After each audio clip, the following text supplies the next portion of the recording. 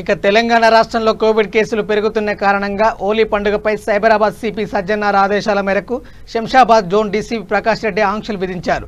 హోలీ పండుగ నేపథ్యంలో వైన్స్, కళ్ళు దుకాణాలు పూర్తిగా బంద్ చేస్తున్నామని, ప్రతి ఒక్కరూ కోవిడ్ నిబంధనలు పాటిస్తూ హోలీ పండుగ జరుపుకోవాలని పిలుపునిచ్చారు.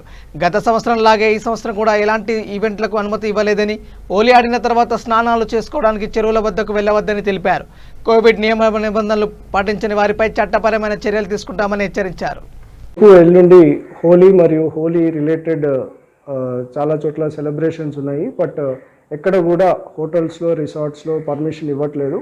ఏ ఈవెంట్కి కూడా హోలీ రిలేటెడ్ ఈవెంట్స్కి ఎక్కడ కూడా పర్మిషన్ ఇవ్వట్లేదు. ముఖ్యంగా కరోనా సెకండ్ వేవ్ స్ప్రెడ్ అవుతున్న ఉద్దేశంతో ప్రజలందరూ కూడా జాగ్రత్తగా ఉండాలి. బయట హోలీ ఈవెంట్స్లో పార్టిసిపేట్ చేయడం కానీ, లేకపోతే నీళ్ళలో కానీ దిగడం కానీ అటువంటివి చేస్తే మళ్ళీ కరోనా స్ప్రెడ్ అయ్యే అవకాశం ఉంది. కాబట్టి ఇళ్లలోనే హోలీ జరుపుకోవాలని కోరుతున్నాం. పెట్రోలింగ్, చెక్ పోస్టులు పెడుతున్నాము. ముఖ్యంగా ఎవరైతే ఈ గైడ్లైన్స్ని విస్మరించి బయటకు వస్తారో వాళ్ళపైన కేసెస్ బుక్ చేయడం జరుగుతుంది. ఎవరైతే ఈ లేక్స్లో కానీ, చెరువులో కానీ దిగుతారో వాళ్ళపైన కూడా కేసెస్ బుక్ చేయడం జరుగుతుంది. కాబట్టి ప్రజలందరూ కూడా హోలీ ఇళ్లలోనే జరుపుకోవాలని కోరుతున్నాం. రేపు ఎల్లుండి హోలీ మరియు హోలీ రిలేటెడ్ చాలా చోట్ల సెలబ్రేషన్స్ ఉన్నాయి. బట్ ఎక్కడ